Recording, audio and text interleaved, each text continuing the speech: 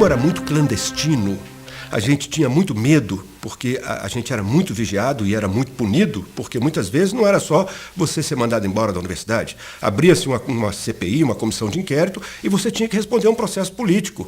E muitas vezes prisão mesmo, você era preso como subversivo, porque você estava organizando um movimento docente que era proibido. Então, a característica do movimento docente em 1976 e principalmente em 77, ele foi um movimento clandestino.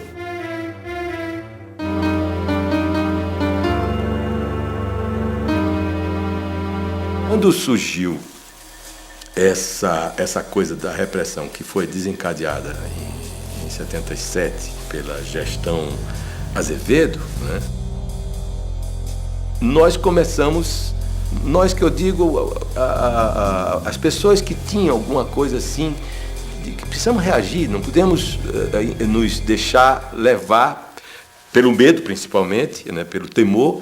Precisamos reagir de alguma forma. Para isso a gente tem que se reunir, conversar sobre, né, e tomar algumas medidas que estavam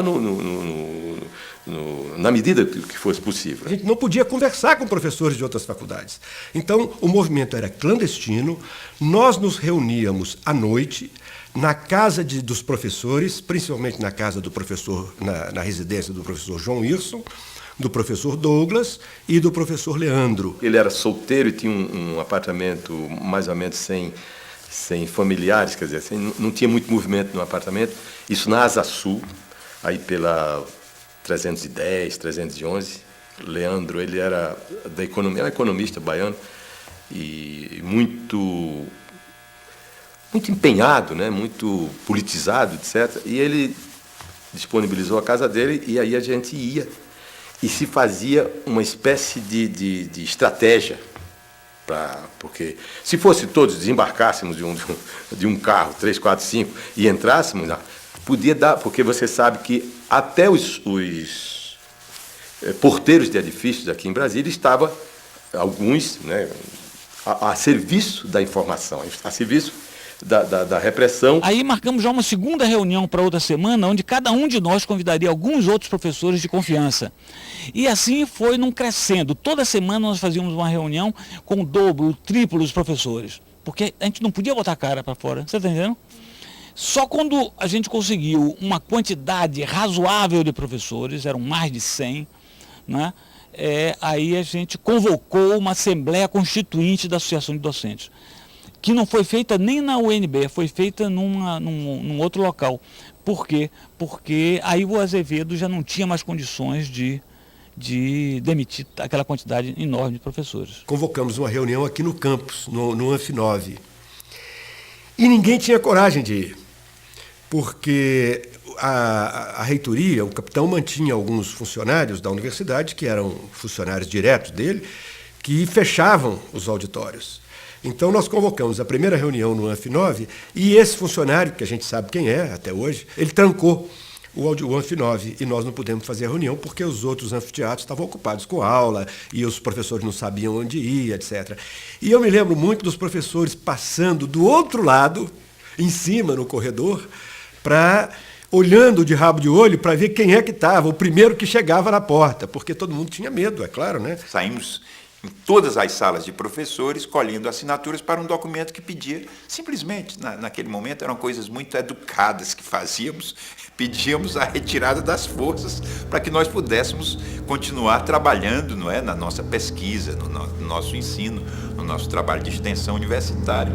A ADUNB estava sendo formada e já incomodava a ditadura. Então, por conta da formação da ADUNB, é a minha impressão, houve mais uma invasão aqui da Universidade de Brasília. E foi a mais truculenta de todas. Entraram soldados da Polícia Militar, uns fardados, outros à paisana, quebrando tudo.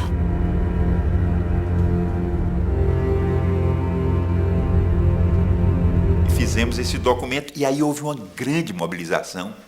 Uma mobilização. Naquele tempo nós conseguimos mobilizar, acho que 700 e algumas assinaturas.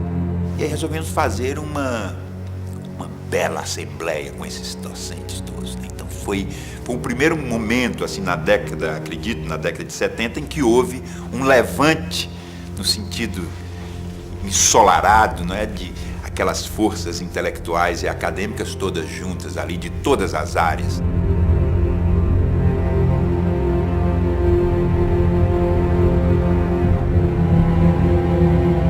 Fizemos o documento e fomos levar ao reitor, mas solenemente, como ele for, né, como acadêmicos, como professores. Saímos daqui do Minhocão e fomos até a reitoria, de uma forma ritual, bonita, educada. Pela primeira vez, uma comitiva de professores, com mais de 300 professores, se dirigiam do setor acadêmico para o setor administrativo. Mas, solenemente, estávamos ali e o reitor não recebeu a todos, obviamente, nós subimos aquelas rampas todas, e o reitor, à época, o Azevedo, nos recebeu, e houve uma troca de grosserias. Foi o Azevedo sentado à frente, né, abriu essa nossa grande reunião,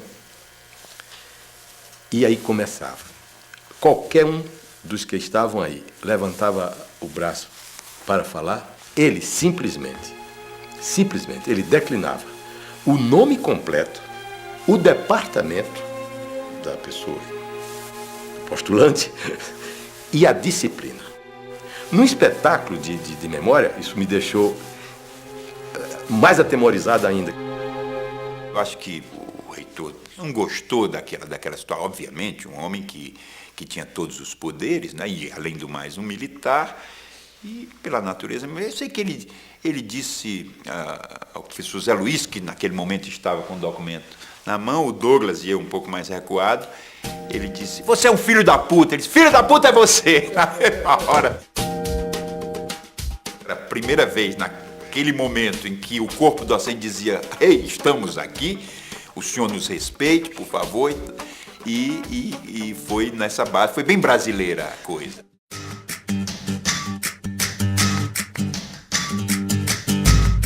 Segunda assembleia que fizemos, eu fiz um acordo com o meu colega Climério Ferreira, né, que é meu compadre. Nós vamos hoje, um quadro negro imenso desses que tem nos anfiteatros, nós vamos combinar a cada momento, na medida que a assembleia for avançando, nós vamos colocar o nome associação pouco a pouco. Então, levantei-me lá, depois que a assembleia estava iniciada, fui lá e coloquei um imenso A, um A enorme. E voltei para o meu lugar e as pessoas, bom. E aí, daí a pouco, o Climério levantou e foi lá e pôs um S. Aí, daí a pouco, já metade da assembleia, aí todo mundo já notou de que se tratava, né? Então, a gente terminou a assembleia com um enorme nome no quadro negro, associação. A gênese do movimento docente, ela se coloca como a realização dentro da universidade de uma luta democrática que a sociedade brasileira estava enfrentando. Então foi nesse contexto que eu chego, um contexto de um ambiente político e digamos, de convivência dentro da universidade, onde as relações estavam muito extremadas, ou seja, a repressão havia se jogado fortemente sobre a universidade no ano de 77. O clima estava horroroso, né? E o Azevedo duríssimo, né? Eu acho até que eu nunca, depois, quando eu voltei, eu não acho que nem contato com ele eu tive, né? Porque ele já era reitor, mas eu voltei, fiquei no departamento, mas obviamente muito preocupado com aquela situação, né? Como é que a gente ia evoluir, né? E aí, quando apareceu a ideia da DUMB. Não foi fácil, mas tinha um slogan que era muito importante.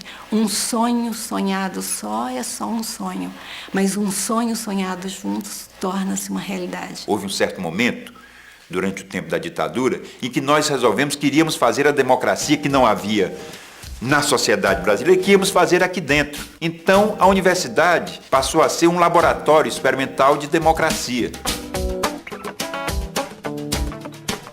Teve muito luto, muita luta. Alguns ficaram no caminho e outros continuaram. Foi complicado também, porque todo mundo queria participar da fundação, tanto assim que teve uma lista enorme de sócios fundadores, mas sempre havia esse receio, tanto assim que a primeira assembleia de fundação foi na Associação Comercial. Não sei por que cargas d'água, coube a mim ir lá à frente dizer qual era, antes da Assembleia começar, dizer qual era o objetivo daquela reunião.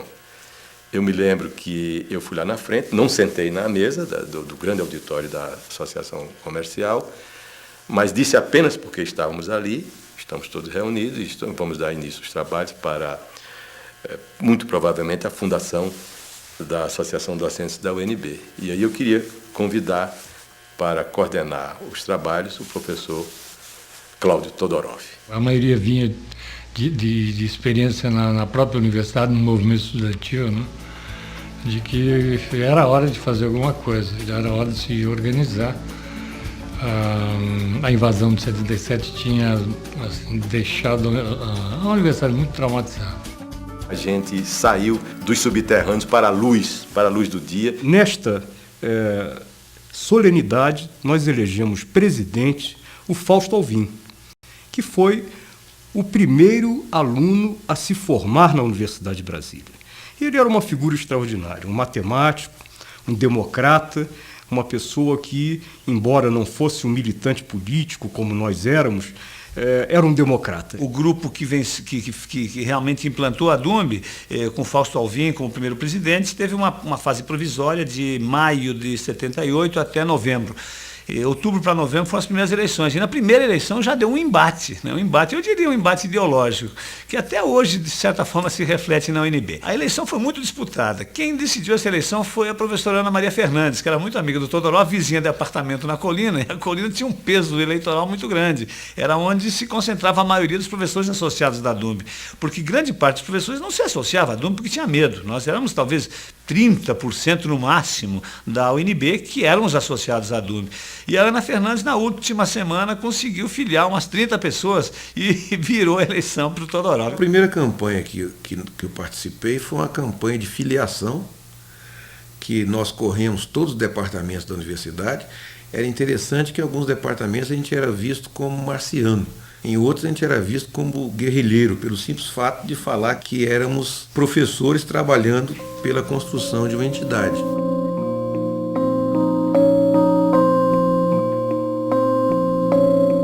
Fizemos a primeira reunião dentro da universidade, aí nos primeiros semestres de 78, a DUMB já estava criada, mas a DUMB funcionava fora da universidade.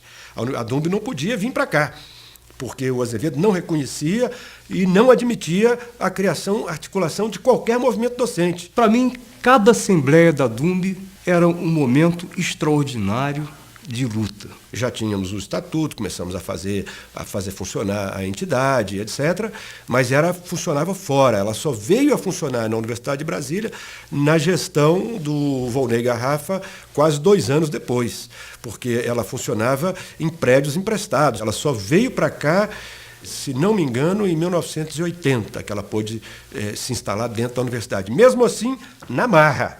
Ou seja, os professores, a gestão, os diretores da DUMB na época, se instalaram e disseram, a DUMB agora é aqui, na sala de um professor. E aí se instalou ali e começou a funcionar dentro da universidade. Na empolgação do nosso discurso de posse, eu me lembro que eu disse o seguinte, aquela coisa de machão gaúcho, né? Assim, amanhã de manhã, a sede da DUMB passa a ser lá no subsolo do Minhocão, na minha sala de trabalho. Acho que o Volney assumiu um papel assim, de querer enfrentar mais internamente a situação, porque era uma forma de avançar. E então começou a questão da luta contra os professores colaboradores, que realmente era uma injustiça muito grande. Havia o pessoal do quadro e os professores colaboradores. Os professores colaboradores eram aquelas pessoas que tinham um contrato mais precário, ou seja, anualmente era renovado o contrato. Era uma forma da ditadura e do reitor Azevedo manter a rédea curta com os professores da UNB. Os contratos, a maioria dos contratos eram temporários, eram por 1 ano, alguns professores que se mexiam mais eram por 6 meses, e eu me lembro que alguns eram por 3 meses, os contratos eram renovados cada 3 meses. Então quem não se comportasse bem, de acordo com o que a reitoria queria, o contrato era cortado.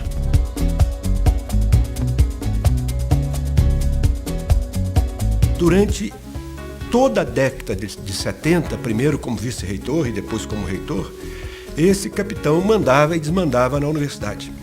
Só se contratava professores, só se aprovava alguma decisão, só se realizava um seminário, um congresso, um encontro, enfim, qualquer outra atividade na universidade, com a permissão desse capitão. Ele tinha que dar a palavra sobre tudo. E o professor enquadrado era aquele, enfim, que podia participar dos colegiados, enfim, era um professor tratado de forma diferente pela administração. Então nós começamos a luta pelo enquadramento dos professores colaboradores. Mais de 65% dos professores da UNB eram colaboradores ou visitantes, ou seja, 2/3 partes. É hoje essa infâmia que é o tal de professor, esse professor horista que eu chamo de professor táxi, né? Liga o taxímetro, vem aqui, dá aula e vai embora. Nessa fase é que houve, no final de 1982, a primeira greve, que foi uma greve pelo enquadramento, o mote era pelo enquadramento dos professores colaboradores. No começo ninguém acreditava, as pessoas olhavam para a gente e riam. Eu me lembro que nós fazíamos uns cartazes assim, pelo enquadramento de todos os professores colaboradores.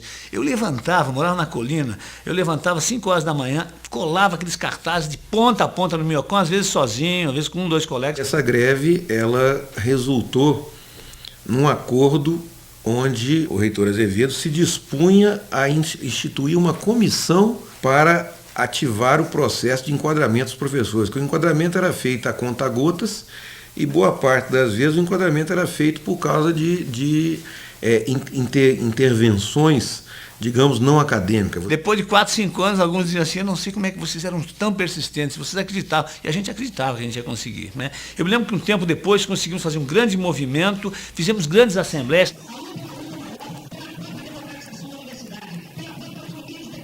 Essa foi a primeira grande vitória, foi o reconhecimento pelo reitor da comissão de negociação que era da DUMB, né? A partir daí já começaram a ter outras vitórias. Outra delas foi a vinda para dentro do campus da associação, porque durante a gestão anterior do professor Volney, ela funcionava no laboratório dele. Quando a medicina deixou as salas, nós combinamos, eu me lembro que foi o Ibanez e eu que fizemos isso aí, eu acho que o Sadi estava junto também. Nós invadimos uma sala bem em cima de onde hoje é a Caixa Econômica e levamos as coisas da DUMB lá para dentro. Daí só saímos já para a sede definitiva. Então essa foi outra grande vitória, porque a partir daí os professores podiam passar pela associação, ter contato, enfim, a gente já não era mais clandestino, já tinha cara, tinha sede, é como se a gente tivesse identidade. A responsabilidade que a DUMB teve no movimento nacional, ela foi muito maior do que a própria DUMB imaginava que seria. Muitas outras associações ou muitos outros professores pelo Brasil aguardavam, né, o posicionamento da DUMB, da Universidade de Brasília, através da DUMB, para sua tomada de decisão.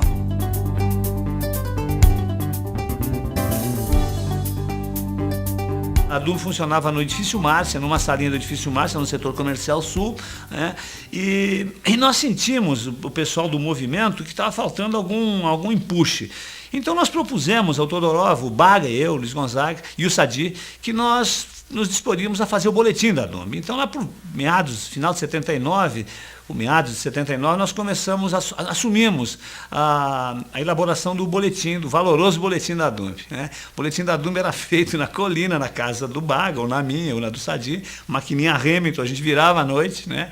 E a gente mandava imprimir lá no Jornal de Brasília, porque na época o Jornal de Brasília tinha uma postura mais progressista. O boletim teve um papel principal para trazer denúncias, informações. Alguns professores tiveram um papel fundamental, não sei, por exemplo, o professor Eduardo Queiroz, que foi nosso representante na DUMB durante muito tempo, e uma pessoa que tinha a coragem de levar os boletins da DUMB, os noticiários para as faculdades, porque em alguns lugares isso era muito difícil.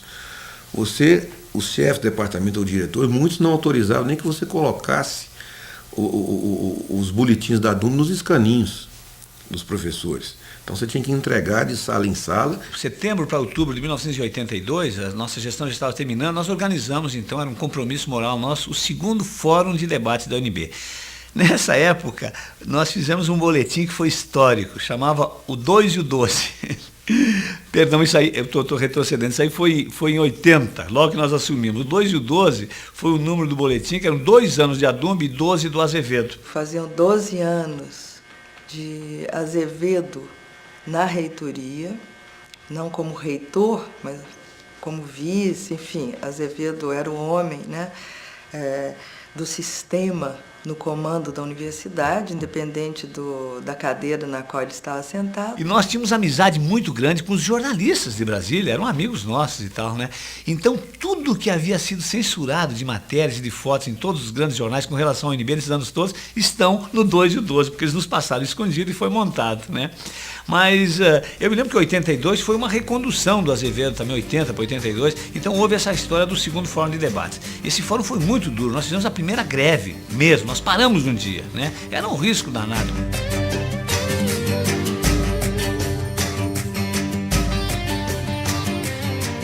Essa primeira greve de 1982, eu acho que foi um marco inclusive do movimento docente, porque a palavra greve era considerada que greve não era uma coisa que o professor podia fazer. O professor era considerado como se fosse uma categoria que não era um trabalhador comum. Quer dizer, eu acho que não é um trabalhador comum, mas tem todos os direitos e inclusive a greve é um deles. A primeira greve do tempo do Azevedo foi na minha gestão, né? Foi a primeira greve. No começo da greve, o reitor dizia que não recebia porque não tinha greve. Durante mais de mês, não tem greve, eu vou receber quem? Porque se não tem greve. Até que a coisa foi tomando um vulto, e o próprio noticiário local e nacional, porque uma greve na UNB depois de tanto tempo, e depois de ter tido uma intervenção tão longa, era um fato que tomou a mídia nacional.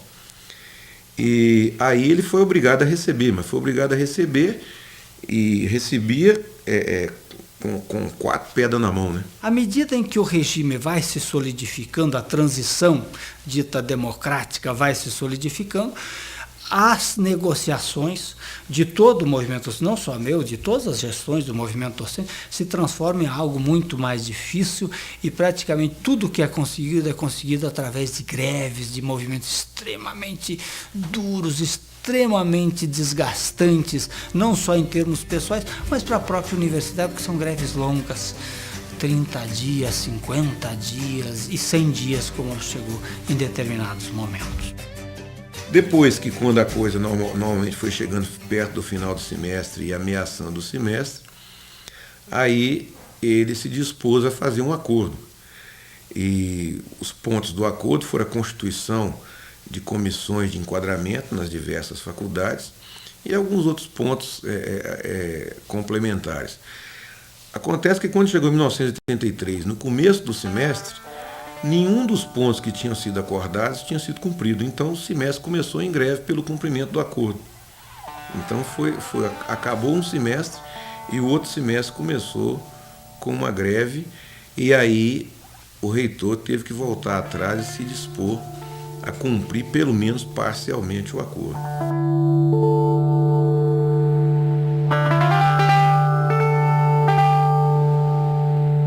Em 1983 foi quando também teve um fato que eu considero extremamente importante na universidade, que foi um evento que ficou chamado Enfim, o UNB. Esse encontro era Encontro pelo Fim da Intervenção no UNB. E desse encontro surgiu uma decisão que foi de não aceitar que a imposição de reitores pelo presidente da República, porque o Azevedo gerou uma lei que chamava 6733, que era uma lei pelo qual o presidente da República ele escolhia o reitor das fundações sem lista, sem nada. Nem o conselho universitário dava palpite.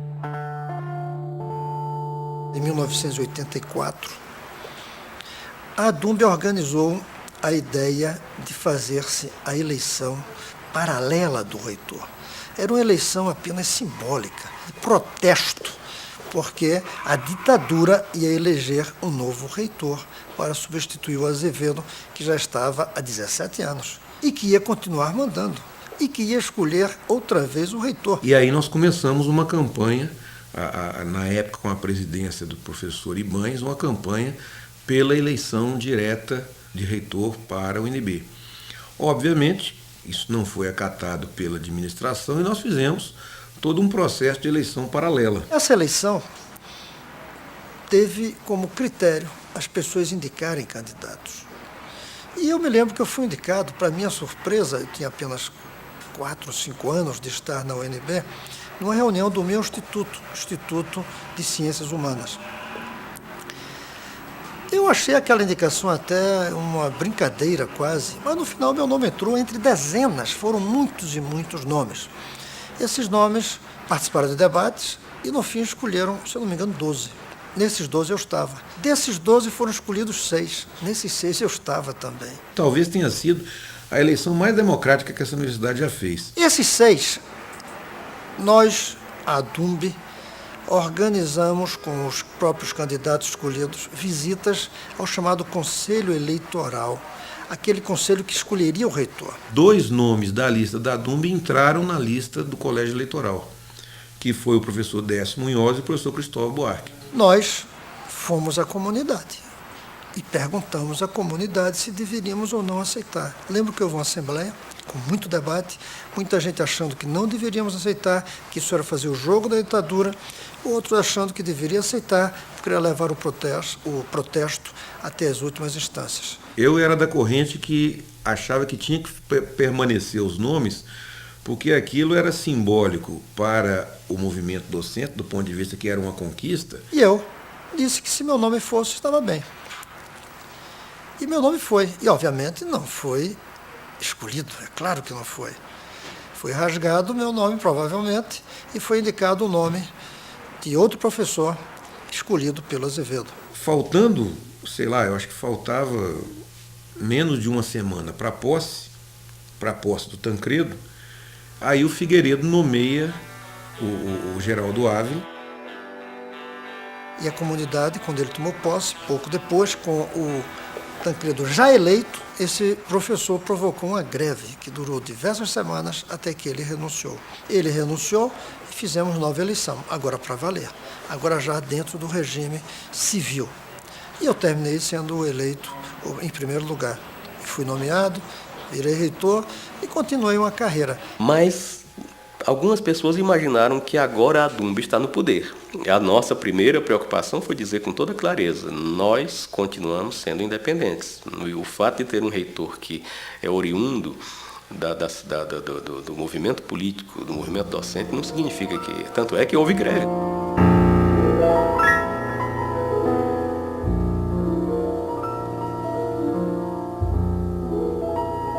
Eu lembro do desespero do Cristóvão, ele não se conformava de ter assumido a universidade naquele momento e a ADUMB ter entrado em greve.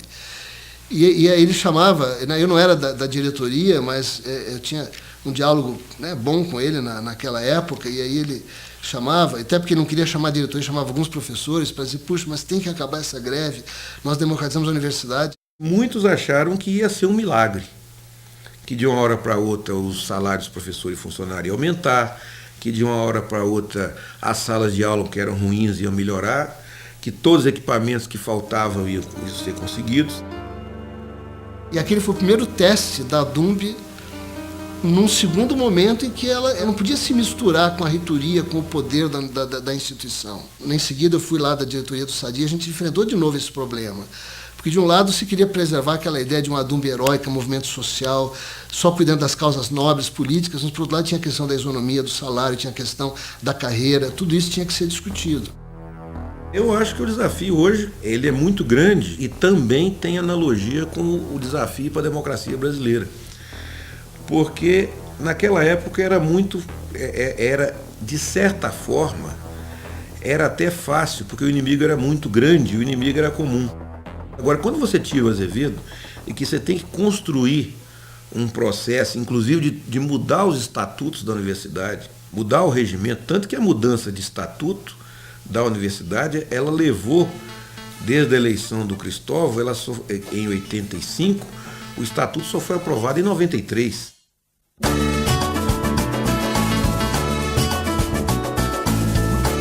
A nova república, ela não conseguiu responder também o problema salarial, o controle inflacionário, e os salários dos professores foram corroídos a um nível dramático. Isso levou a uma greve em 1987, que foi uma greve, em certo sentido, muito bem sucedida. Ela foi muito bem sucedida do ponto de vista da estrutura da universidade pública, que unificou, da mobilização, e ela foi bem sucedida economicamente, também foi. Só que a inflação era extremamente alta, então aquilo que nós conseguíamos numa greve em 86, quando chegava ao final de 86, já não existia mais em termos de salário.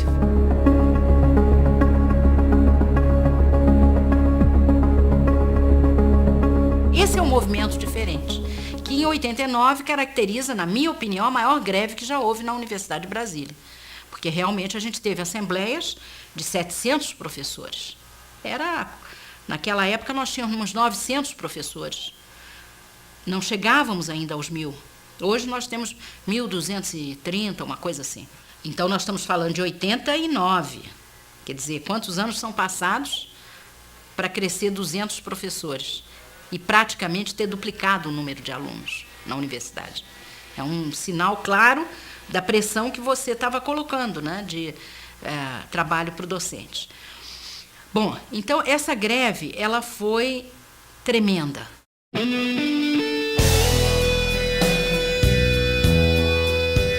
Bom, 91 foi um outro marco, quer dizer, aí já uma situação bastante difícil financeira das universidades, e surge o UNB, Salve Essa Ideia. Reunimos uma assembleia de 400 professores, e decidiram entrar em greve, dia 21 de junho de 91. Existiam 42 instituições em greve já.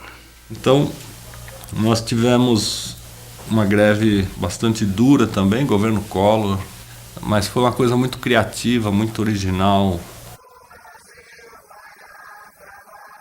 Eu ministrei a primeira aula na esplanada dos ministérios. Os alunos de biologia, que tinha uma turminha boa também, vieram me convidar, e convidaram vários professores para fazer uma aula em frente ao MEC. Então aí se travou, a greve recrudesceu, nomearam um negociador. O senhor senador era ministro, Jarba Passarinho, para negociar, e não negociou nada. Vários professores se apresentaram, o falecido professor Laboriot, uma figura da época do início da UNB, né, que tinha retornado, e outros colegas foram lá, e a aula foi muito interessante. A gente fez assim uma manifestação muito bonita. E aí daí surgiu a ideia de fazer uma grande aula na esplanada. A sociedade teve consciência e apoiava o movimento.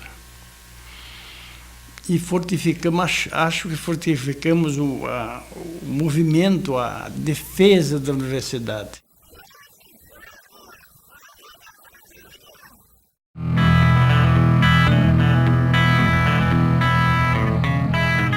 As universidades, na década 70 e no começo da década 80, as universidades públicas federais, elas dividiam-se em dois grupos. Um eram as autarquias, outro grupo eram as fundações.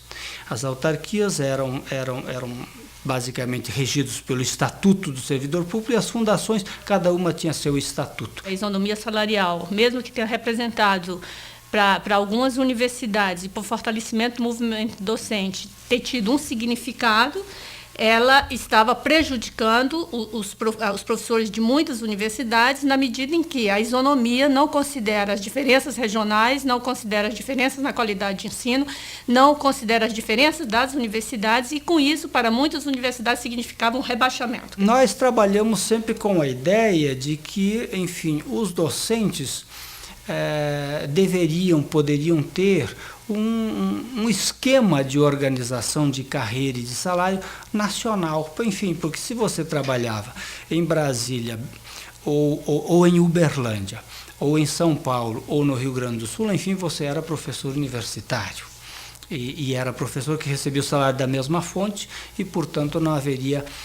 E os trabalhos eram igualmente idênticos, era ensino, pesquisa, ensino na graduação, ensino na pós-graduação, pesquisa, extensão universitária. Não estava sendo reconhecido o mérito acadêmico na medida em que todos os professores ganhavam igual apenas pela titulação e pelo tipo de contrato. Não havia um reconhecimento do mérito, da produtividade e tudo mais, ou seja, não havia um incentivo à melhoria da qualidade de ensino. Então, nós fomos contra a isonomia salarial e pela autonomia universitária. Grande parte de minha tarefa foi nesse sentido, de buscar a unidade das fundações.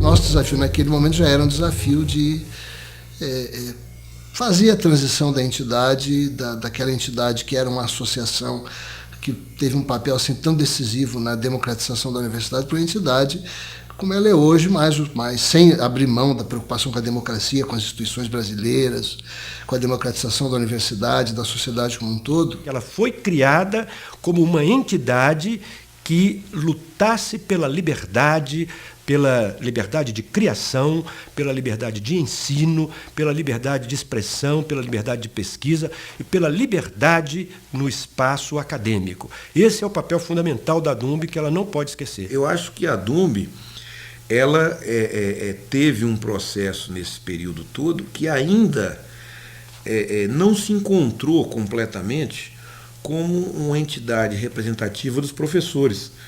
Porque muitas dessas questões que eu falei, de interesses pessoais, corporativos, etc., elas não são ainda bem resolvidas na universidade, como também não são bem resolvidas na sociedade brasileira. Claro que tem pessoas que usam, podem vir a usar ou já usaram indiretamente a entidade com o objetivo de se lançar politicamente, ou de... O que ela não deixa de ser legítimo, o papel da entidade é formar quadros políticos também, né?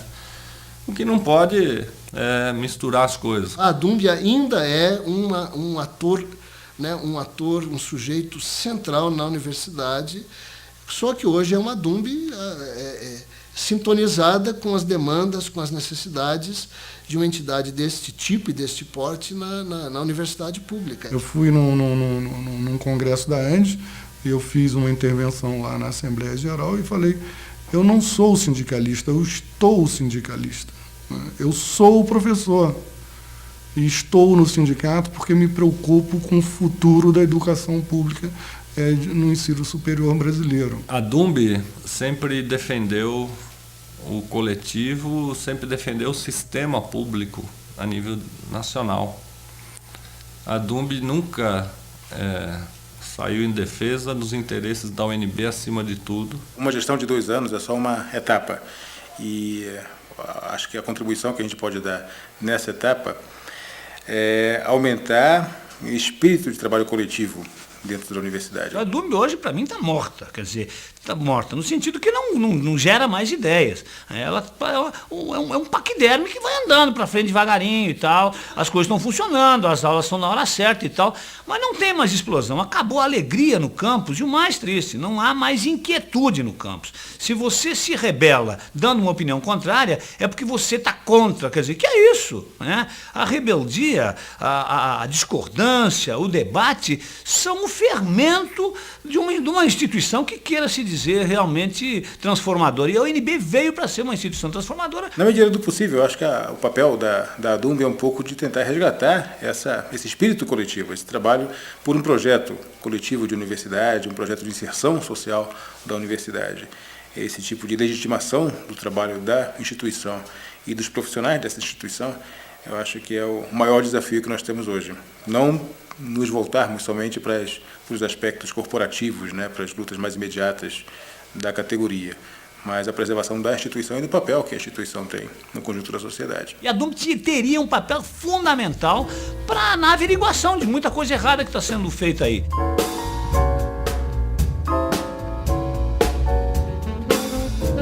O movimento docente hoje, ele está passando por um momento, me parece, de perplexidade, de indefinição. Como talvez qualquer dos movimentos sociais está vivendo um período de crise, mas é uma crise que eu acho que tem uma perspectiva de crescimento, de dar um salto. É importante, é um desafio muito grande. Hoje, o que se nota é que há muitas divisões internas, quer dizer, mesmo entre aquele pessoal que remanesceu dessa época, né, seguiram caminhos diferentes, chegaram a ser adversários em eleições internas aqui, embora no fundo, claro que todos querem uma universidade democrática, uma universidade eficiente, de qualidade, uma universidade útil ao país, né? O velho ideal do Darcy Ribeiro. Mas, na prática, a universidade burocratizou-se, a universidade perdeu substância. E aí tem a ver conosco também, tem a ver com a DUMB. A DUMB tem que conseguir continuar buscando o seu espaço de discussão das questões substantivas e estruturais da universidade. Ela estava se utilizando, às vezes, de estratagemas para motivar os professores para coisas que não são as essenciais, né? Como prolabores, os salários são baixos, né? Então se criam artifícios para criar convênios, né, para remunerar os professores, alguns de certa maneira. Isso produz divisões internas, rivalidades. As próprias greves que têm sido feitas chegam a resultados medíocres, com grande prejuízo no plano operacional. Eu acho que com menos de 10 anos, nós não conseguiremos tirar a universidade da situação em que ela está hoje. Em termos de carreira, em termos de salário, em termos de financiamento, em termos de produção de um novo projeto universitário. Quando eu digo 10 anos, é para estar numa situação ideal.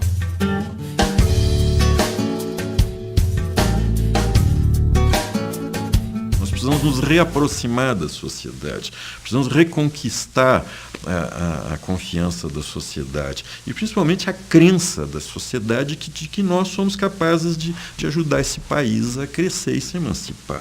Um dos livros do Darcy Ribeiro, que apresentou ao Brasil a Universidade de Brasília, tinha exatamente como título A Universidade Necessária. Mas hoje a UNB não é mais a universidade necessária, não está sendo a universidade necessária.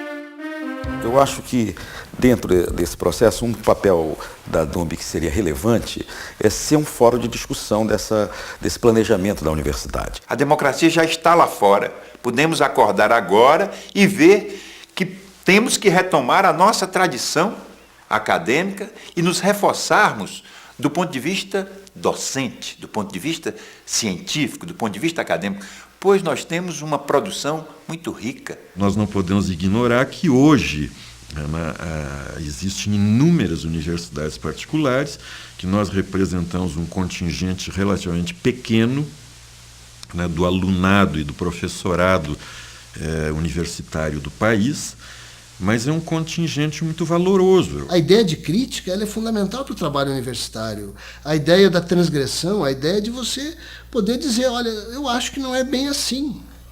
Numa escola de instituição privada, você não pode dizer isso. Porque se você disser isso, você perde o emprego. Porque você não pode ferir certos interesses, nós sabemos disso. Então, você tem que trazer mais jovens, tem que dar a oportunidade de trazer mais jovens. Então não é só encher as universidades que estão aí.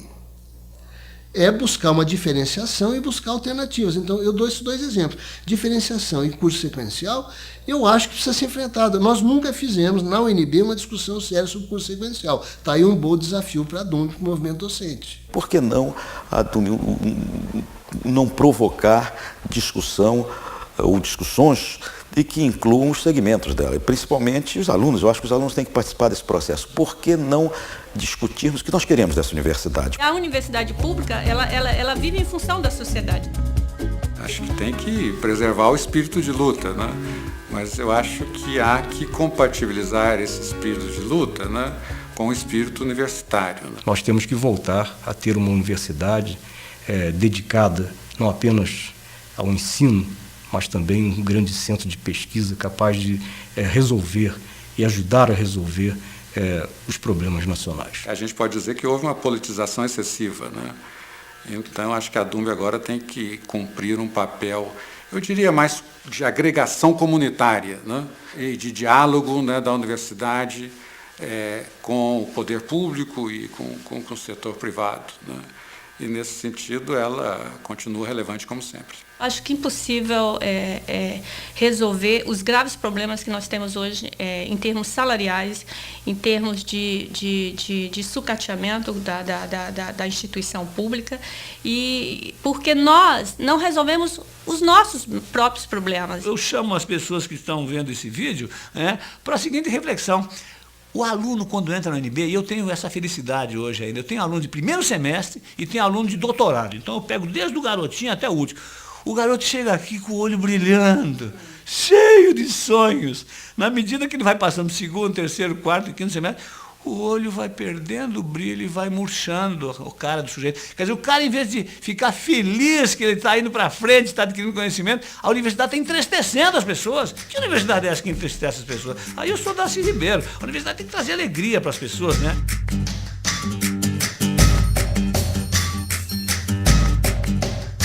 O que está sendo agredido na universidade pública brasileira é a autonomia de pensamento intelectual do país. Não é uma questão da universidade. Não, acho que a ADUNB deve continuar de sua tradição de luta, de defesa do corpo docente e defesa da instituição pública. Continuo achando que uma universidade pública competente, de qualidade, gratuita, é fundamental para o desenvolvimento do país. Tá? E como isso é muito sério, é preciso que as novas gerações entendam isso e batalhem para conseguir. Né? Porque nós quase perdemos isso. E a universidade ainda continua local. A universidade, ela tem que fazer parte de um grande sistema mundial.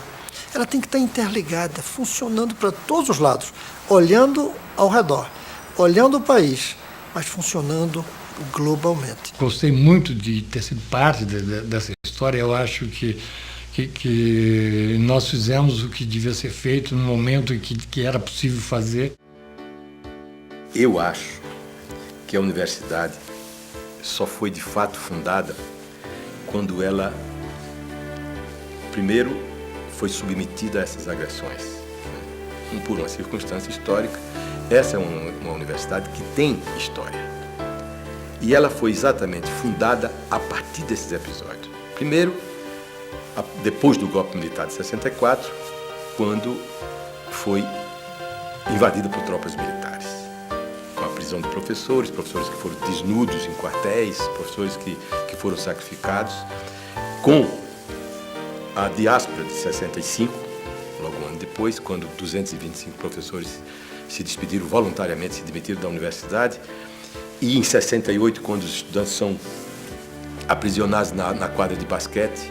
E em 77. Eu acho que aí a universidade foi realmente fundada. A ADUNB é uma espécie de ápice nesse processo a partir de 77. Né? E ingressamos nos anos 80 já respirando diferente. Então, eu acho que a ADUNB ela teve esse papel histórico e o que mais ela pode fazer de notável nessa universidade é não esquecer esse princípio, não esquecer essa memória.